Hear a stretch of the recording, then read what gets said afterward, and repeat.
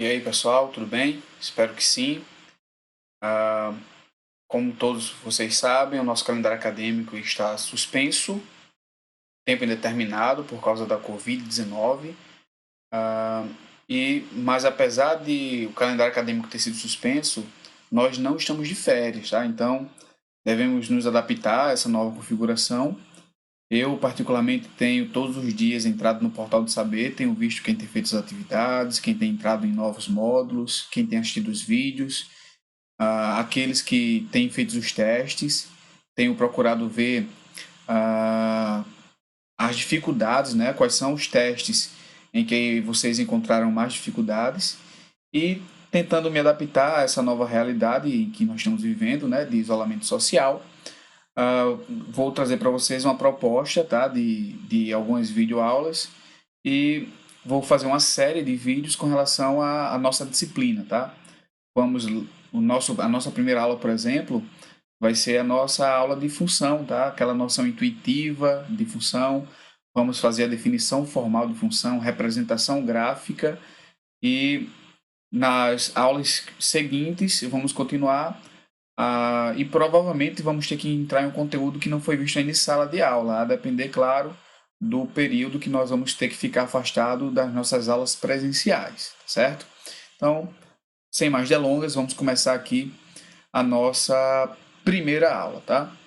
Geralmente, quando trato de funções, a primeira coisa que eu escrevo no quadro é expressão como essa, tá? F de x igual a do x mais 3.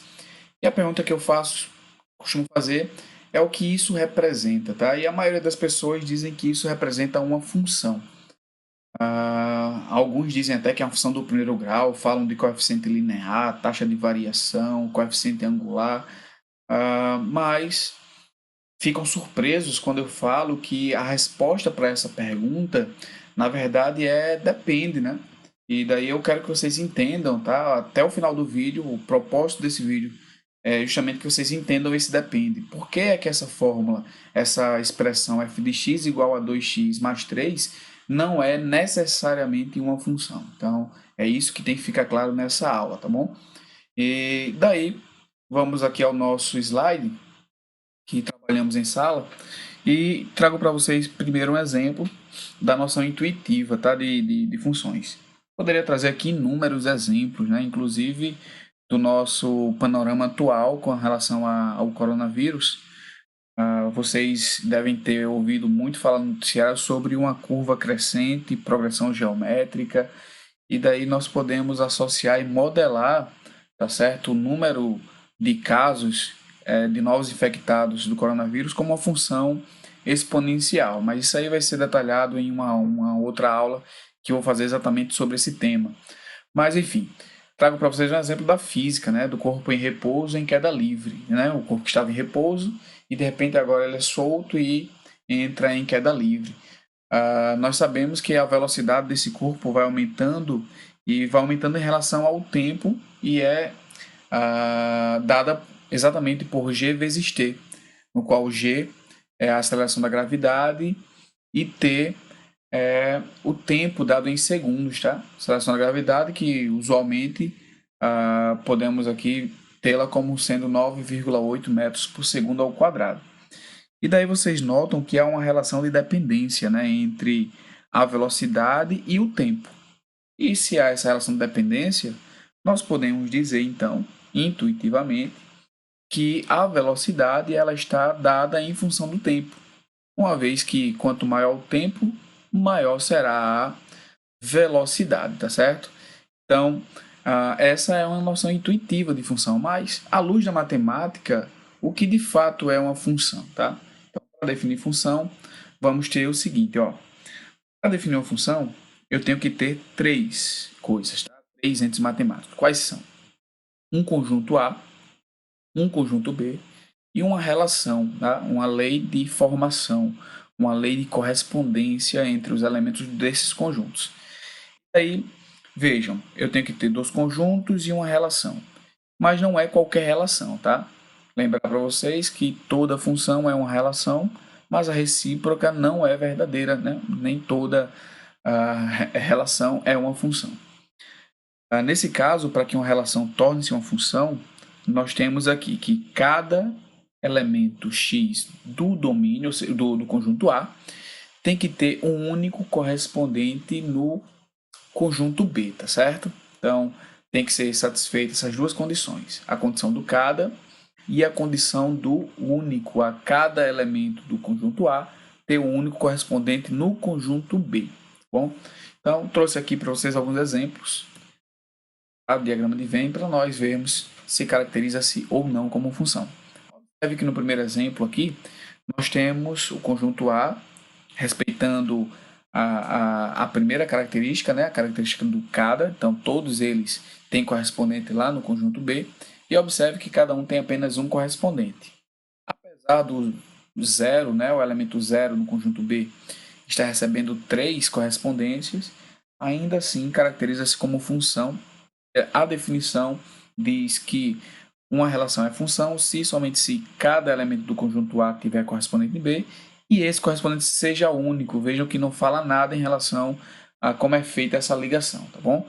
Então, o exemplo 2, nós temos aqui mais uma relação e observe que o 2, o 6, o 7 e o 10, ou seja, todos os elementos do conjunto A, estão levando em um único elemento do conjunto B, que é o número 1. Observe que não furou nenhuma das condições, ou seja, as duas condições foram plenamente satisfeitas. Isso quer dizer que nós temos sim uma função, tá?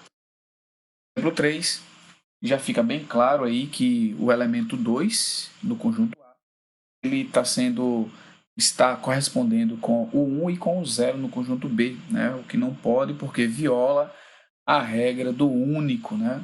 Tem que ter um único correspondente, ele tem logo 2, portanto, não caracteriza-se como uma função. E nós temos o exemplo 4, que o 10 foi deixado de fora, olha só. Então, observem que o 10, o elemento 10, ele não tem correspondente no conjunto B. Nós não temos uma função de A em B, temos apenas uma relação de A em B, tá certo? E daí, olha só, vamos dar nomes agora a esses conjuntos, tá? Ao conjunto A e ao conjunto B. Então, para isso, temos um exemplo aqui, conjunto A, conjunto B, e uma relação entre os elementos de A e B. Observem que essa relação é de função. E daí, a esse conjunto verde, nós vamos dar o nome de domínio. O conjunto vermelho, que é o conjunto B, que é o conjunto para onde as setas estão indo, tá? É o contradomínio da função. E observem que no conjunto sobrou o elemento 4, né? O elemento menos 3 e o elemento 2 eram correspondentes, mas o 4 não teve. E daí nós vamos formar um novo conjunto com apenas esses elementos que tiveram correspondente em A, tá? Que são os elementos menos 3 e 2. E daí a esse novo conjunto, que é esse conjuntinho aí, que eu separei meio na cor laranja, é o conjunto imagem da função. E daí nós dizemos, por exemplo, que o menos 3 ele é a imagem do zero pela função, e o 2 é a imagem do menos 1 e também é a imagem do 1 pela função, tá? Então, definida aqui a ideia de domínio, contradomínio e imagem. E daí eu quero voltar aqui para conversar com vocês com relação a isso que eu tinha falado antes, né? A questão do depende. Vamos aqui retomar e ver se nós já conseguimos entender por que a resposta é depende. Vejam, para definir uma função, eu tenho que ter 3 coisas. Tem que ter o domínio, contradomínio e imagem. Eu faço a pergunta para vocês. Quando eu escrevo f de x igual a 2x mais 3, quem é o domínio e quem é o contradomínio dessa função? Pelo menos não está claro. Portanto, eu não posso afirmar se é ou não uma função, porque eu não sei quem é o domínio nem o contradomínio dessa função. Para exemplificar melhor para vocês, eu trago aqui 2 exemplos, tá? Envolvendo a fórmula f de x igual a 2x mais 3. Então, observem aí que temos 2 conjuntos, conjunto A e B. A fórmula, a lei de formação é a mesma, 2x mais 3. A única diferença entre os 2 exemplos é que no conjunto, no primeiro exemplo, nós temos o elemento 8 e no segundo exemplo, no lugar do 8, nós temos o 9. Tá? Então, vamos verificar quais dessas ou se as duas representam funções. Para isso, temos que lembrar da definição e lembro mais uma vez. Cada elemento do domínio tem que ter um único correspondente no contradomínio. Tá? Então, observe que o elemento 1 jogando aqui na função, né, nós temos o f de 1, que vai ser 2 vezes 1, que é 2, mais 3, 5. Ele está no conjunto B. Nós temos que quando x for 2, aqui nós vamos ter 2 vezes 2, 4, mais 3, 7, tem correspondente também. No entanto, ó, quando x for 3, nós temos um problema, porque o f de 3 vai ser 2 vezes 3, que é 6, mais 3, que é 9. E o 9 não está no conjunto B. Portanto, o 9 ficaria sem ter correspondente, já que ele só pode corresponder com elementos do conjunto B. E se sobra elemento no meu domínio, nós não temos uma função caracterizada, tá bom? Então, o primeiro caso aí, evidentemente, não é uma função. E daí vamos para o segundo caso. E fica fácil, né, notar já que como foi trocado o 8 pelo 9, o 3 agora terá sim seu correspondente, assim como o 1 e o 2. Portanto, o segundo exemplo sim é uma função. Então, observem, pessoal, que quando eu falo que depende, vocês têm que ter a ideia de que nós estamos falando exatamente da definição de função. Para que uma função esteja bem definida, nós temos que ter domínio, contradomínio e uma lei de formação que nem necessariamente precisa ser uma fórmula matemática. Tá? Existem inúmeros exemplos aí de funções que estão bem definidas. Nós temos o domínio, temos o contradomínio e temos uma lei de formação que não necessariamente é uma forma algébrica, tá certo? Então, olha só, voltando aqui, nós agora podemos falar do seguinte. Você pode dizer, professor, eu vi em algum livro, no meu livro diz assim, considere a função f de x igual. E daí deixa eu explicar para você o que acontece. Em geral, quando não é explicitado o domínio e o contradomínio da função, e eu afirmo, veja só, eu não estou perguntando se é função, eu estou afirmando que é uma função, nós vamos subentender que trata-se de uma função real de variável real. Isso quer dizer, vamos aqui voltar ao slide para melhor exemplificar para vocês. Olha só, vejam que tem uma diferença entre função real e função de variável real. Vou tentar explicar para vocês. O seguinte, uma função ela é dita real quando as imagens são números reais, ou seja, quando eu pego alguma coisa do domínio e ele sempre vai me levar em um número real. Aí temos uma função real. Uma função é chamada de função de variável real quando o meu domínio é um subconjunto dos números reais, ou seja, eu sempre vou estar no lugar do x, né, no meu domínio, sempre vou começar com um número real, independente, vejam só, não estou interessado na imagem, estou interessado agora no domínio. Então, função de variável real, o domínio é um subconjunto dos reais. Função real, o contradomínio é um subconjunto dos reais. E quando eu falo função real de variável real, é porque, claro, tem as duas características, tanto o domínio quanto o contradomínio são funções são subconjunto dos números reais. E daí, pessoal, eu quero que vocês entendam o seguinte, tá? Vou trazer um exemplo para vocês. Vamos supor que eu tenho um conjunto A formado por todos os polígonos e tenho um conjunto B formado por todos os números reais. E daí eu tenho uma lei de formação que associa os elementos desses dois conjuntos da seguinte maneira. A cada polígono vai ser associado a sua área. Evidentemente que cada polígono só tem um valor como área, e esse valor é um número real. Logo, nós temos bem definido uma função. E essa função ela não é uma função de variável real, porque as variáveis são os polígonos. Mas, ainda assim, ela é uma função que chamamos de função real.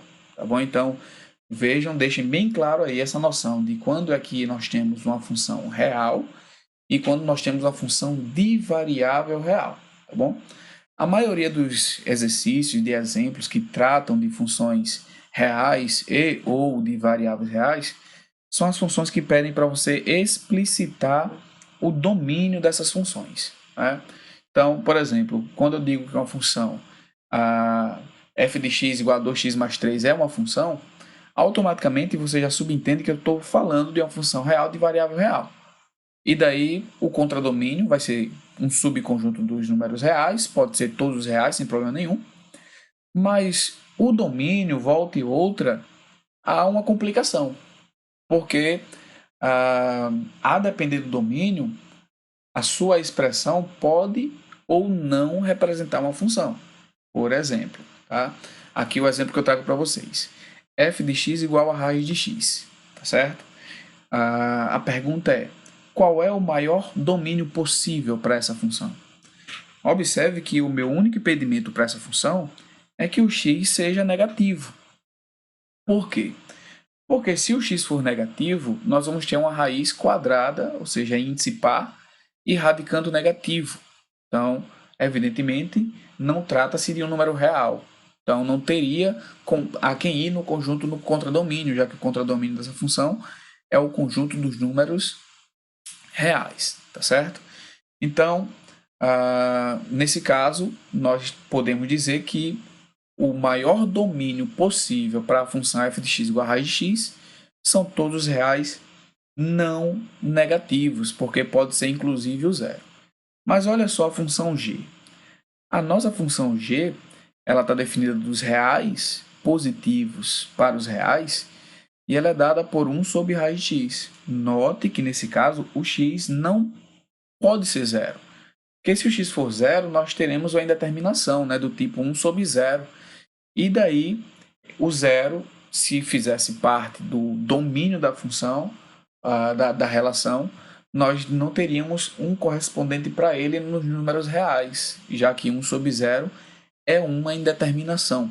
Portanto, o maior subconjunto dos reais, que pode ser o domínio da função g, de fato são os reais positivos, tá? Ou seja, nós tiramos o zero aí da jogada, tá bom?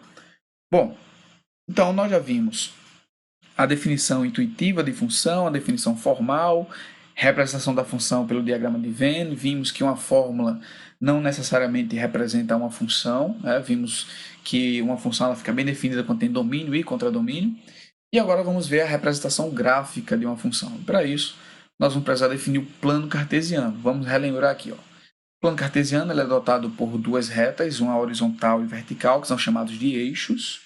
Elas se interceptam no ponto O, que é o nosso ponto zero, e evidentemente para a direita e para cima nós vamos representar números positivos, para a esquerda e para baixo números negativos. Observe que o plano cartesiano ele divide o plano em 4 regiões. Essas regiões serão chamadas de quadrantes, tá? E serão contadas no sentido anti-horário. Então nós temos o primeiro quadrante, segundo quadrante, terceiro e quarto quadrante. Vale lembrar também que quando nós vamos marcar pontos no plano cartesiano, esses pontos são chamados de pares ordenados. E assim são chamados porque sempre a primeira coordenada compreende o valor de x, tá? Que é representado no eixo horizontal, que é chamado de eixo das abscissas. E a segunda coordenada, tá? Sempre vai ser representando o valor de y, tá? Que está representado no eixo vertical, que é chamado eixo das ordenadas. Então, sabendo disso, vamos agora caracterizar o gráfico de uma função. Né? O que é o gráfico de uma função? É um conjunto, tá? Então, tá aqui, ó. O gráfico da função f, um conjunto formado por todos os pares ordenados pertencentes ao R2, faz que o x pertence ao domínio e o y é o f de x, ou seja, é a imagem do respectivo x. Então, quando nós formamos todos esses pares ordenados e fazemos as ligações desses pontos, nós temos uma curva e essa curva é a representação gráfica da função real, tá bom? Agora eu chamo a atenção de vocês um detalhe. Nem toda curva que você vir num gráfico, num plano cartesiano, representará o gráfico de uma função, tá certo? Aqui, ó, nós temos a curva vermelha, e observe que essa curva vermelha, eu estou afirmando que ela é sim o gráfico de uma função. E daí, como é que nós podemos verificar isso? Da seguinte maneira, observe que nós temos aqui uma reta vertical, tá? Paralela ao eixo y, e independentemente do lugar que eu ponha essa reta, observe que ela só vai tocar uma vez na curva vermelha, no máximo. Então, O que isso quer dizer?